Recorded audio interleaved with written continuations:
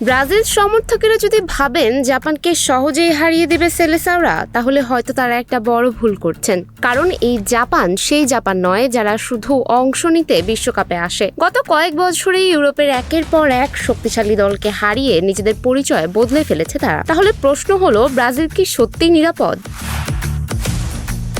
Round of 32-এ আজ মুখোমুখি হচ্ছে ব্রাজিল ও জাপান। ইতিহাস বলছে ব্রাজিল ফেভারিট, 5 বারের বিশ্ব চ্যাম্পিয়ন, তারকায় ভরা দল আর নকআউটের বিশাল অভিজ্ঞতা সবকিছু তাদের পক্ষে।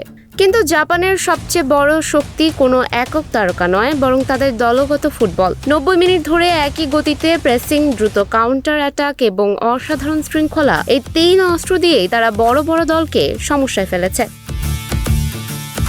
অন্যদিকে ব্রাজিলের আক্রমণ ভাগে রয়েছে গতি, স্কিল এবং ব্যক্তিগত মেধা। ভিনিসিয়াস, কুনহা এবং নেইমার যদি নিজেদের সেরা খেলাটা খেলতে পারেন, তাহলে যে কোনো রক্ষণ ভেঙে দিতে সক্ষম তারা। তবে একটি বিষয় ব্রাজিলকে চিন্তায় রাখতেই পারে, জাপান যদি প্রথম গোল করে বসে, তাহলে ম্যাচের চিত্র পুরোপুরি বদলে যেতে পারে। কারণ রক্ষণে লিড ধরে রাখার ক্ষেত্রে জাপান বিশ্বের অন্যতম সংগঠিত দল, আর এই কারণে ম্যাচটি যতটা সহজ মনে হচ্ছে, বাস্তবে ততটা সহজ নয়।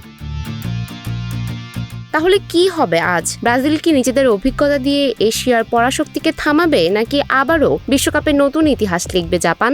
আপনার প্রেডিকশন কি? ব্রাজিল জিতবে নাকি জাপান চমক দেখাবে? কমেন্টে জানান। সুমাইয়া হক তন্নি, নিউজ ফ্ল্যাশ 71।